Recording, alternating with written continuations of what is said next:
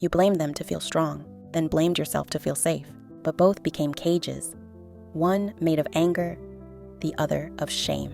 You learned to survive by shifting the weight, never holding it. Blame gave you something to fight. Guilt gave you something to carry, but neither gave you the peace that only truth can offer. Here are 9 ways blame and guilt keep us stuck in the cycle of false power. 1. Blame makes us feel powerful while avoiding responsibility. When we point the finger, we avoid the mirror. It creates the illusion of control without the courage of self-reflection. 2. Guilt feels like growth, but often becomes emotional self-harm. We confuse shame with healing and punishment with redemption. Instead of changing the pattern, we just punish ourselves for repeating it. 3. Blame helps us avoid grief by choosing rage. It keeps us focused on who hurt us instead of what still hurts. Anger feels strong, but it often hides the sorrow we're not ready to touch. 4. Guilt keeps us attached to those who mistreated us. We carry their pain as if our suffering makes it noble. Deep down, we hope our self-sacrifice will earn their love. Blame protects our ego by making someone else the villain. It spares us from the messy truth that we too have caused harm. We cling to our innocence to avoid the discomfort of shared humanity. 6.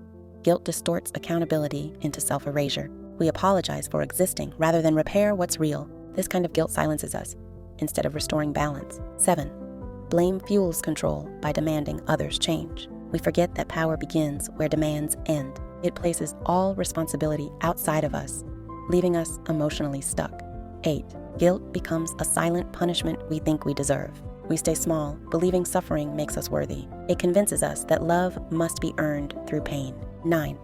Both keep us cycling between victimhood and superiority. We switch roles but never leave the stage. Each identity gives us something to cling to, but never who we really are. And so we realize blame and guilt are not signs of strength or awareness. They are echoes of survival. They protect us from the rawness of truth, but they also prevent us from healing. Real power begins when we no longer need a villain or a punishment to feel whole. In the space between blame and guilt is the freedom to finally grow. So we ask ourselves, when did I learn that being right is safer than being real? What pain am I avoiding by blaming or blaming myself? Have I mistaken guilt for goodness? What if accountability didn't require shame? And who could I become if I stepped out of the cycle? There is nothing left to prove. There is nothing left to carry. There is only the truth, waiting to be held. And it will not punish you. It will set you free.